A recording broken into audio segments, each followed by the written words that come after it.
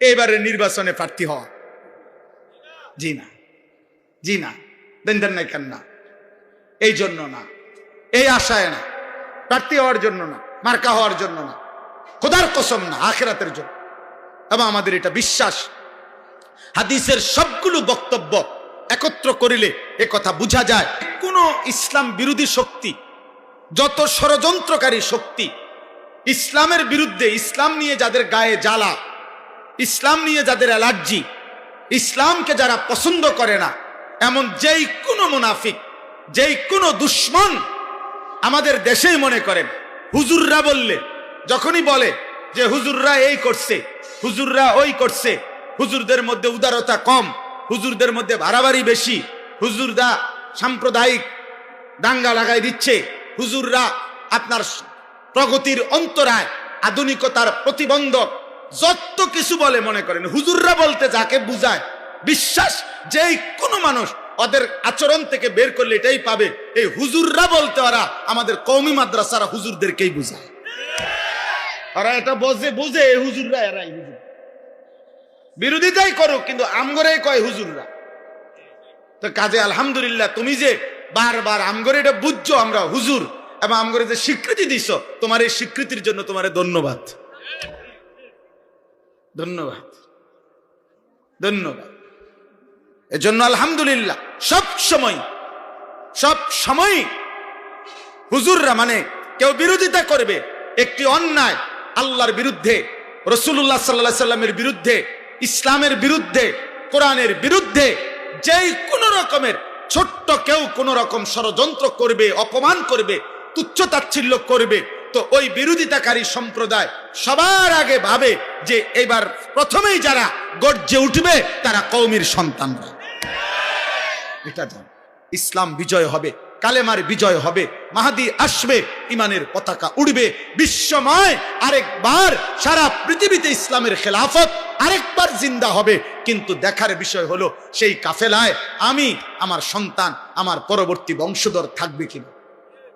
আল্লাহ আমাদেরকে তৌফিক দান করে। এজন্য ভুল করো না বাপ, কওমি মাদ্রাসার এই ইসলামী মহাসম্মেলন, বৃহত্তর দাউদকান্দি, মেঘনা, তিতাস কওমি মাদ্রাসা শিক্ষা বোর্ডের আজকের এই ইসলামী মহাসম্মেলনে আমাদের দুই পাশে আমাদের শ্রদ্ধেয় মুরব্বী ওলামায়ে কেরামকে সামনে রেখে আমি সমস্ত নওজোয়ানকে উদাত্ত আহ্বান করেছি, বলছি আগামী দিনের ইসলামের জন্য তোমরা প্রস্তুতি নাও। শুধু ইমানদার মুসলমান বাংলাদেশ নিয়ে স্বপ্ন না, একজন মুসলমান সারা পৃথিবী নিয়ে স্বপ্ন ইনশাআল্লাহ।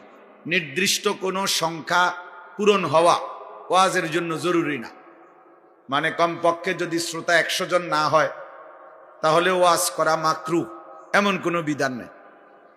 কাজে এটা খুব মজার বিষয়, সহজ বিষয়, আল্লাহর কথা পৌঁছানোই মাকসাদ। 1 জন হোক, 1 লক্ষ হোক, 1 ঘন্টা হোক, 1 মিনিট হোক, 1 শব্দ হোক আর 1000 শব্দ হোক, আল্লাহর কথা পৌঁছানো মাকসাদ। এজন্য ইন্তেজামওয়ালারাও যদি চেষ্টা করেন, সুযোগ থাকলে বসার জন্য আরো জায়গা ব্যবস্থা করে দিলে ভালো হবে। দ্বিতীয় কথা হলো, মোবাইল হাতে ধরে ভিডিও রেকর্ড করা যাবে না। মোবাইল হাতে ধরে উপরে নিচে, স্টেজে নিচে, হুজুর, পাবলিক, টুপিওয়ালা, টুপি ছাড়া সবার জন্য নিষেধ করলাম, এটা আমার আদেশ করলাম। একজনও মোবাইল হাতে ধরে ভিডিও বা রেকর্ড করা যাবে না। আল্লাহর কথা মনোযোগ দিয়ে শুনলে বরকত হয়। আর মনোযোগের ক্ষেত্রে মোবাইল মনোযোগ নষ্ট করে, দিল জমায় না, অন্তরে একাগ্রতা তৈরি হয় না, বারবার মোবাইলের কথা মনে পড়ে, ফলে অন্তর জমে না, কলিজায় কোনো কথা ঢোকে না, হৃদয়ে কথা আসে না, মোবাইলেই যা জমা হয়। এতে মোবাইল যদিও ফায়দা হইলো, মোবাইলে ওয়াজ উঠছে, কিন্তু নিজের জীবনের ফায়দা কোথায়? দ্বিতীয় কথা হলো, সাধারণ যারা জেনারেল পড়ুয়া ছেলে পেলে ভাই, তোমাদেরও এটা বোঝা উচিত। তোমরা যেই হারে সকলেই মোবাইল ব্যবহার করো, আমরা আমাদের কওমি মাদ্রাসাগুলোর একেবারে দাওরায়ে হাদিস পর্যন্ত তালেবে ইলমকে আমরা ছোট্ট মোবাইলও ব্যবহার করতে দেই না, বাটন মোবাইলও ব্যবহার করতে দেই না, স্মার্টফোন তো দূরে থাক। সেই ক্ষেত্রে তোমাদের এই বিলাসী জীবন, খামখেয়ালি জীবন, আমাদের ছেলেদেরকে ক্ষতিগ্রস্ত করে।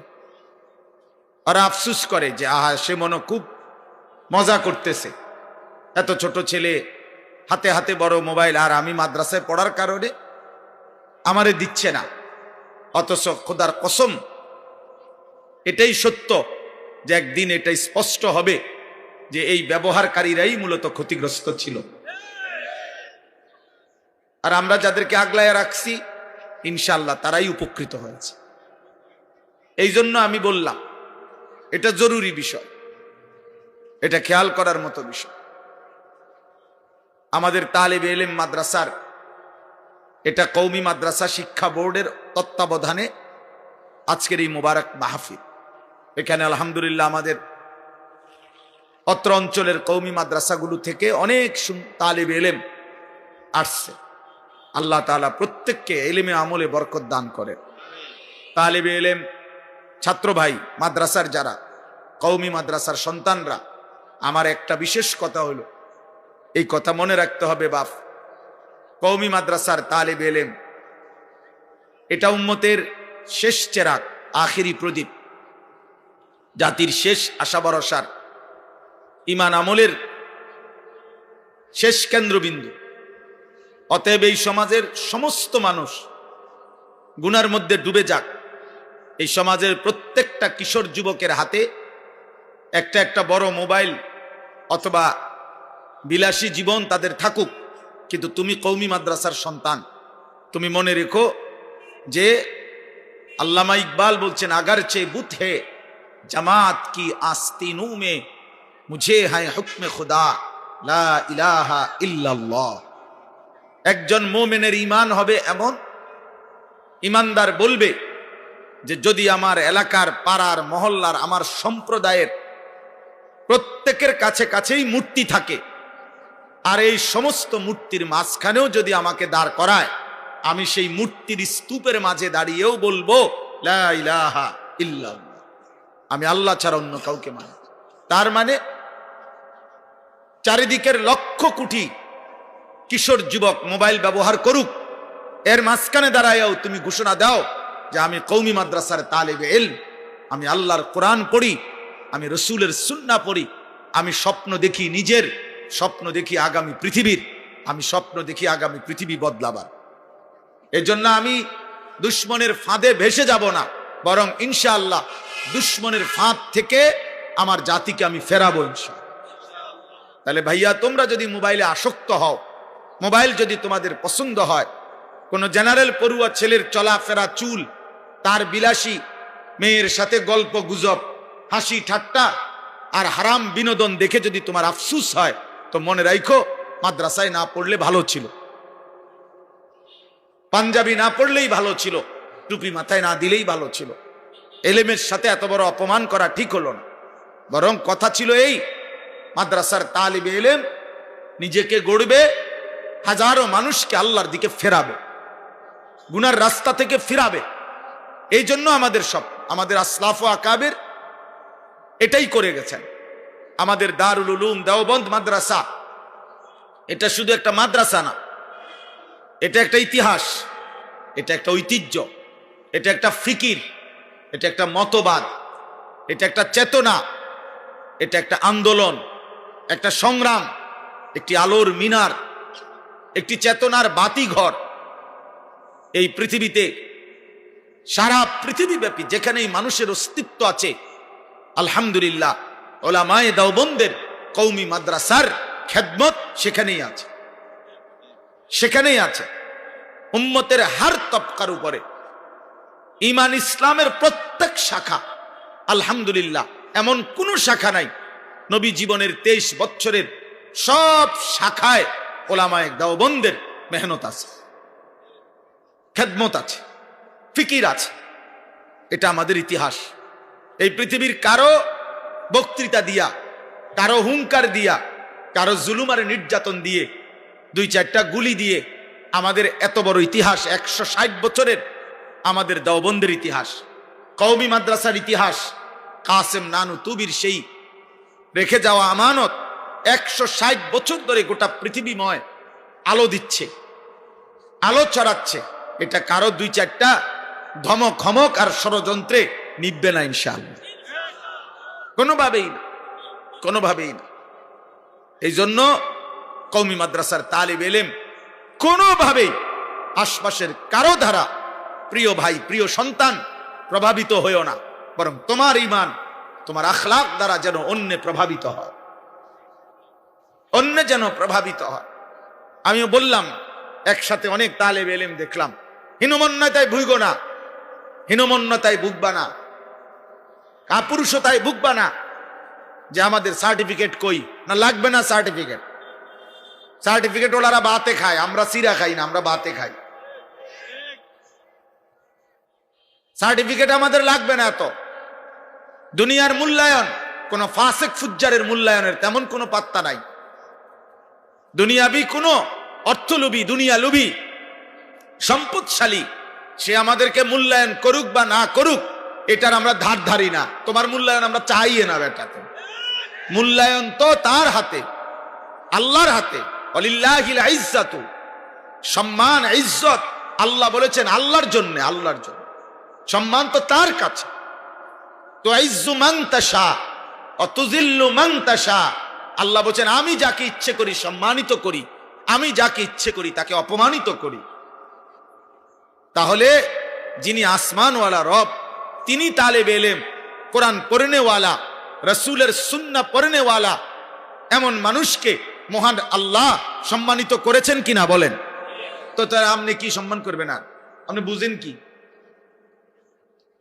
রাসূলুল্লাহ সাল্লাল্লাহু আলাইহি ওয়াসাল্লামের চাইতে এই কায়নাতের সর্বশ্রেষ্ঠ আর কেউ হতে পারে?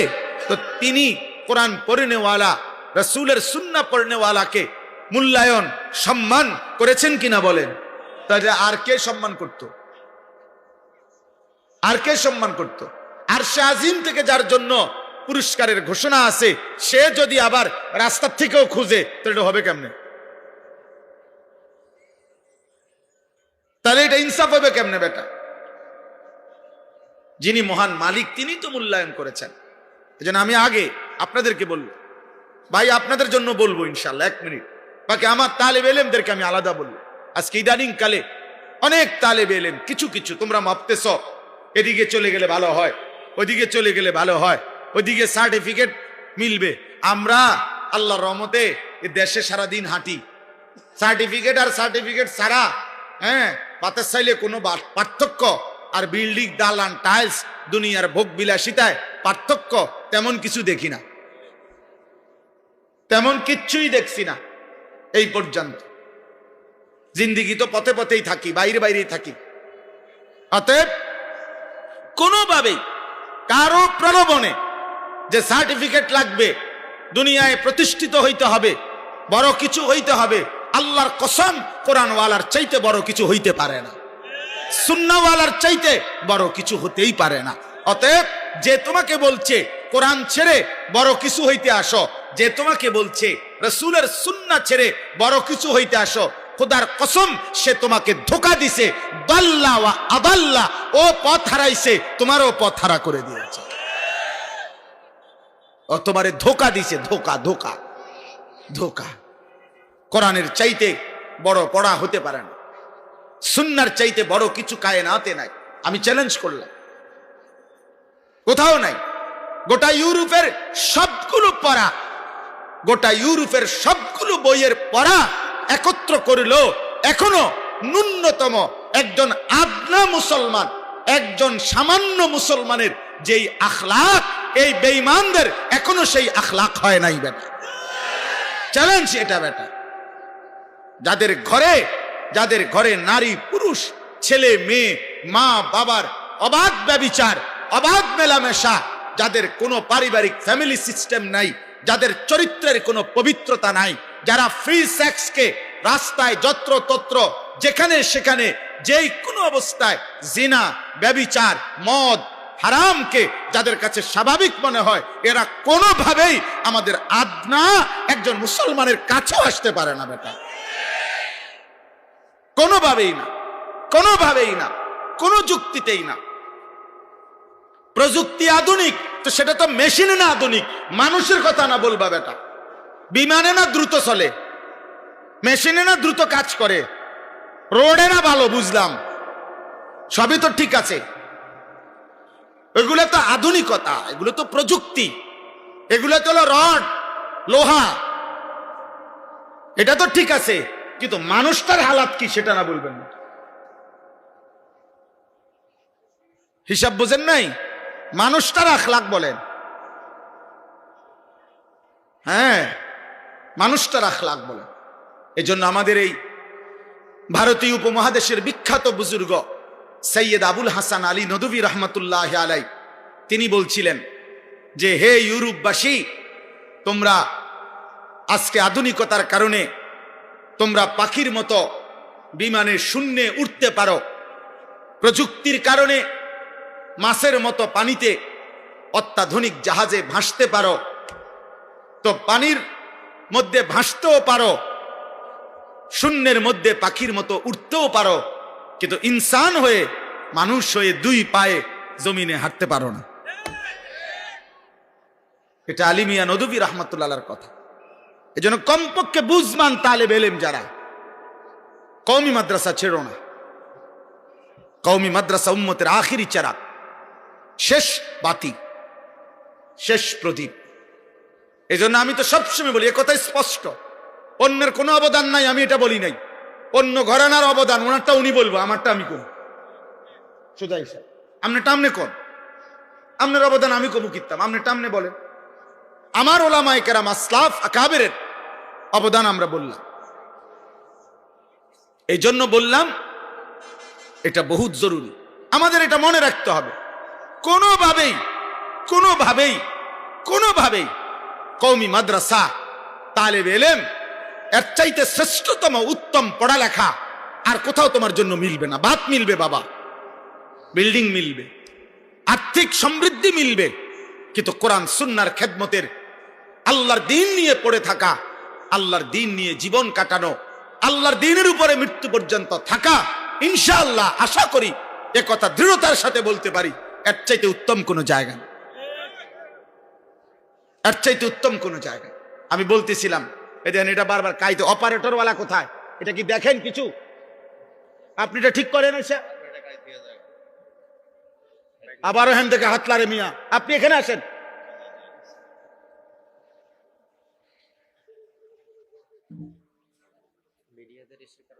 এগুলো খুলেন, এগুলো ফেলে দেন ওদের, এগুলো আপনার এটা পড়ে যেত, তারা কেমনে কথা বলা।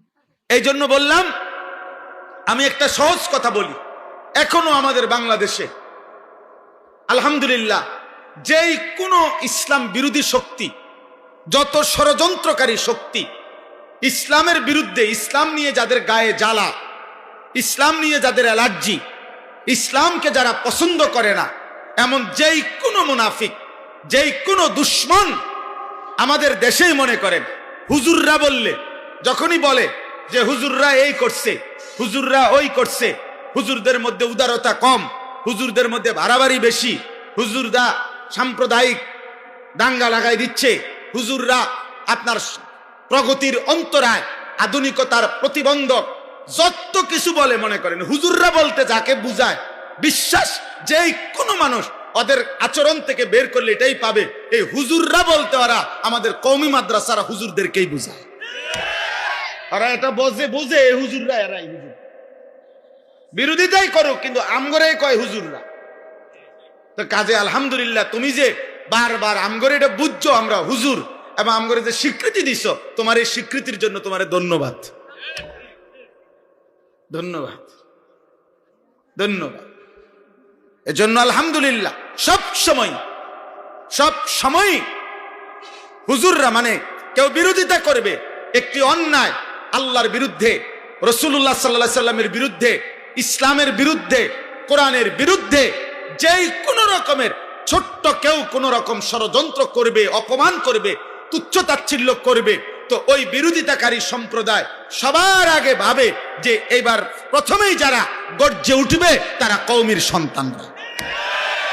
এটা জান। এজন্য আলহামদুলিল্লাহ আমাদের ইতিহাস আছে, আমাদের ঐতিহ্য আছে, আমাদের 160 বছরের ইতিহাস আছে। 1866 সনের 30 মে মাসের 30 তারিখ 1866 সনে দারুল উলুম দেওবন্দ, ইন্ডিয়ায় দেওবন্দ এলাকায় একটি ডালিম গাছের নিচে একজন শিক্ষক আর একজন ছাত্র নিয়ে কওমি মাদ্রাসার প্রথম যেই মাদ্রাসা প্রতিষ্ঠিত হয়েছে, আজকে 160 বছর, এই বছরে এখন এই 2025 শেষ হলেই 2026-এ পড়লেই 160 বছর হবে ইনশাআল্লাহ। আলহামদুলিল্লাহ, আলহামদুলিল্লাহ। আজ যদি দারুল উলুম দেওবন্দের যিনি শিক্ষা পরিচালক দেওবন্দ, ওইখানে ওনাকে যদি এখন জিজ্ঞেস করা হয় আপনাদের ছাত্র কতজন, ওনারা বলবে আমাদের জানা নাই। ইতিপূর্বে সাংবাদিক জিজ্ঞেস করছে দারুল উলুম দেওবন্দের নাজেম সাহেবকে, তালিমাতকে, আপনাদের ছাত্র সংখ্যা কত? বলছে আমাদের জানা নাই। বলছে এটা কেমন? আপনি শিক্ষা পরিচালক, আপনাদের ছাত্র সংখ্যা আপনার জানা নাই? বলছে এই জন্য জানা নাই, দারুল উলুম দেওবন্দ এখানে একটা গাছের গোড়া, কিন্তু এই গাছের ডালপালা সারা পৃথিবীময় ছড়িয়ে আছে। এই সারা পৃথিবীর সমস্ত কওমি মাদ্রাসা তো দারুল উলুম দেওবন্দেরই শাখা। আর আমাদের এই সব শাখায় কত মাদ্রাসা, কত ছাত্র, এগুলো আমি হিসাব দেব কেমনে? এগুলো আমি হিসাব দেব কেমনে? আলহামদুলিল্লাহ, আলহামদুলিল্লাহ। এই জন্য আমি উৎসাহিত করলাম আমাদের আসলাফ, আমাদের আকাবির, কাসিমুল উলুম আল খায়রাত হযরত মাওলানা কাসিম নানুতুবি রহমাতুল্লাহি আলাইহি দারুল উলুম দেওবন্দ যিনি প্রতিষ্ঠা করেছিলেন, সেই সময়ের 6 জন বিশ্ববিখ্যাত বুজুর্গ আকাবিরে সিত্তাকে সাথে নিয়ে তিনি বলে গেছিলেন যে কওমি মাদ্রাসার মূল ভিত্তি, কওমি মাদ্রাসার মূল চেতনা, কওমি মাদ্রাসার মূল পরিচয় 4টি। কয়টা বলেন? কয়টা? আজকের তালেব ইলম তোমরাও জানো, তোমরাও শিখো। আত্মপরিচয়, আত্মপরিচয় দামি।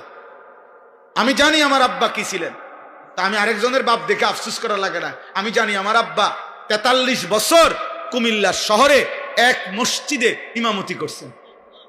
এটা আমার বাবার ইজ্জত, এটা আমার বাবার সম্মান।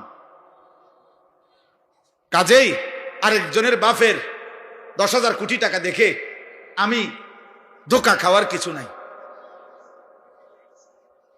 ধোঁকা খাওয়ার কিছু নাই। এই জন্য বললাম 4টি মূলনীতি আমাদের কওমি মাদ্রাসার সংক্ষিপ্ত পরিচয়। কওমি মাদ্রাসা কি? কওমি মাদ্রাসার চেতনা কি? কওমি মাদ্রাসার মূল ভিত্তিটা কি? 4টা জিনিস কাসিম নানুতুবি রহমাতুল্লাহ আলাইহি বলে গেছেন। 1 নাম্বার হলো তাওহীদে খালেস। 1 নাম্বার হলো তাওহীদে খালেস। বলেন, সবাই বলেন। একেবারে নির্ভেজাল, বিশুদ্ধ, একেবারে সন্দেহ সংশয় মুক্ত নির্ভেজাল ঈমান। যে ঈমানের মধ্যে, যে লা ইলাহা ইল্লাল্লাহ, এই বিশ্বাসের মধ্যে এক বিন্দু কুফর থাকবে না, শিরক থাকবে না, নিফাক থাকবে না। এরকম কুফর, শিরক, নিফাক মুক্ত